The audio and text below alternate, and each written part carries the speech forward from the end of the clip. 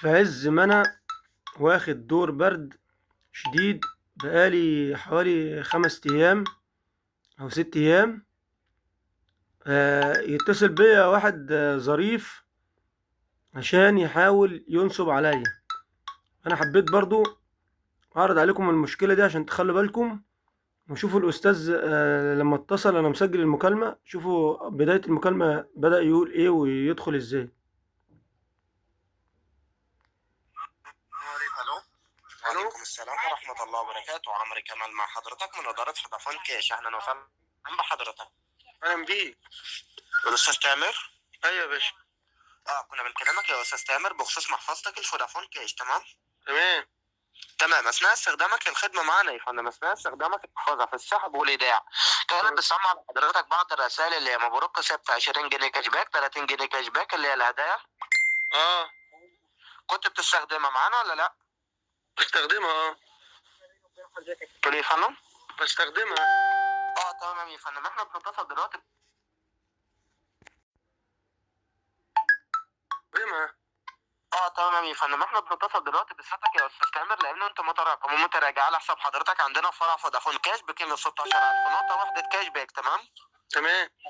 ال 16000 نقطه دول بيستبدلوا لحضرتك ب 4200 جنيه. تمام. تمام. حضرتك حابب الاضافه والاستبدال الانترنت وباقه ومكالمات بيدفع لحضرتك باقه سنويه 1200 جيجا، ولا حابب تضيفهم معانا فلوس كاش على المحفظه سحب وايداع تقدر تسحبهم من اي صرف الي او اي محل تجاري. تمام. حابب اضيفهم معانا يا استاذ تامر فلوس كاش على كاش؟ لا، المحفظه. فلوس كاش طبعا. اي حد يقول لك فلوس كاش. لا يا فندم، مش اي حد حضرتك.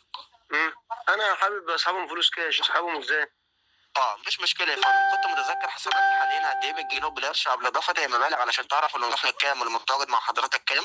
ما فيهاش حاجه المحفظه. تمام يا فندم. لحظات دلوقتي هتوصل لحضرتك رساله. تمام. تمام.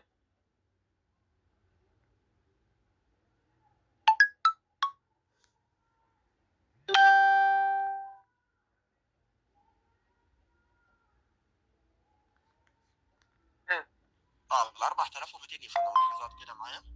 ماشي.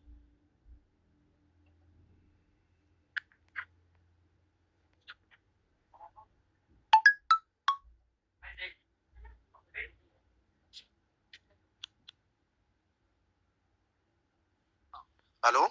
ايوه، معاك. حاول في يقفل رساله معاك. وصلت لحضرتك مظبوط. ثانيه واحده.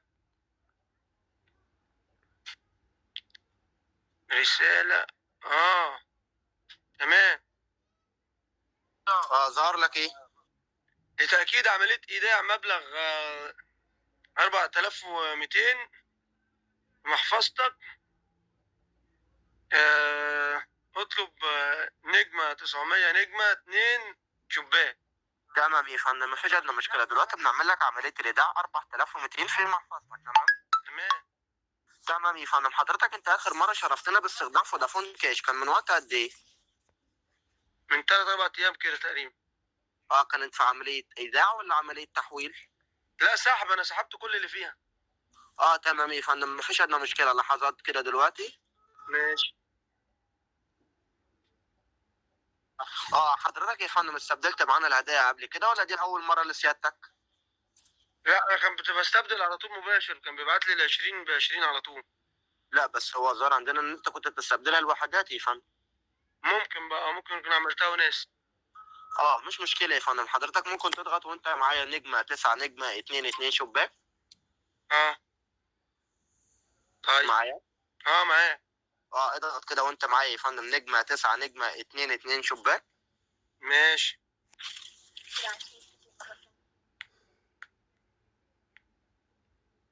ضغطت اهو. ظهر لك ايه؟ ما ظهرش حاجة. ما ظهرش حاجه ازاي يا فندم؟ أنا معاك اهو، مشغل ميكروفون اهو، اشتغل اهو برضه. اضغط مره ثانيه يا فندم نجمه 9 نجمه 2 شباك. هو بيحاول يشتغلني بس أنا اللي بشتغل. ثانية.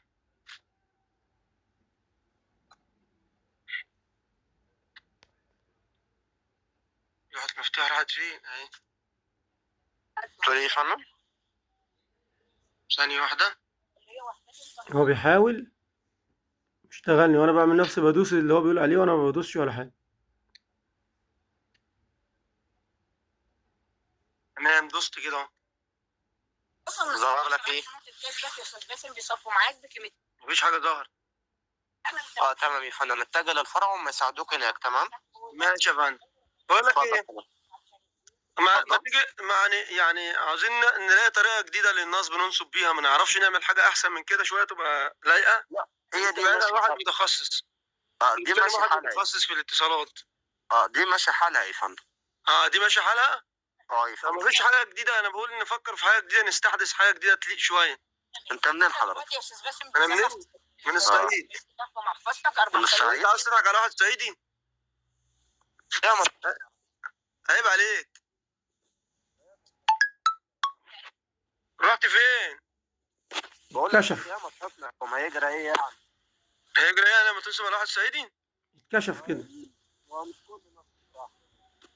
انت صوتك راح بعيد ليه كده؟ بقول لك مش كله ناصح. يعني انت ممكن تنصب على واحد صعيدي عادي؟ بنصب عليه. بس الاغلبيه في الصعايده ناصحين يعني. لا مش معظم الوقت يعني. يعني هي بتجيب معاك الحكايه دي كويس؟ بتقول ايه؟ بتجيب معاك كويس مع الصعايده؟ ولا في اي محافظه عادي شغال؟ في اي محافظة يا باشا شغال. ماشي، ربنا يتوب عليكم يا ابني. يا رب. ماشي، مع السلامه. اتفضل يا باشا. شفتوا بقى يا جدعان؟ يعني لما اتكشف حب ياخدها بلذاذة ويهزر ويخلي الموضوع لذيذ، لما عرف ان انا قفشته بقى وخلاص وسيطرت عليه. انا عامل الفيديو ده عشان احب انوه على الناس ان يخلي بالهم. مش اي حد يتصل بيك تديله الرقم السري بتاع المحفظة.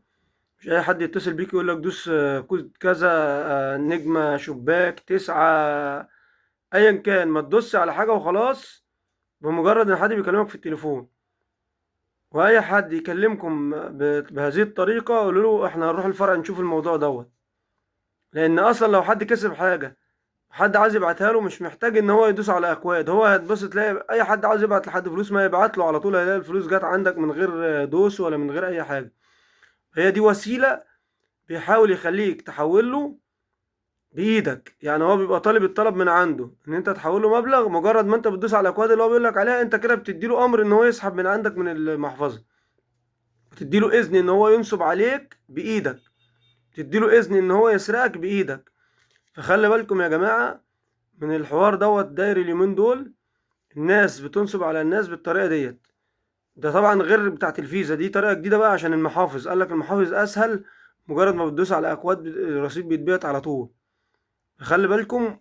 وانا حبيت اعمل الفيديو ده عشان اخلي الناس تخلي بالها وتحافظ على فلوسها وتحافظ على محفظتها وعلى اسرارها، وما تديش الاكواد لاي حد يتصل بيك. وقلنا نكسب صف الناس اللي لسه ما تعرفش برضه وخبرتها ضعيفة في التليفونات. خلي بالكم عشان دي وسيلة شغالة اليومين دول للنصب، وسيلة جديدة. خلي بالكم، ربنا يسترها عليكم وعلينا جميعا ان شاء الله. السلام عليكم.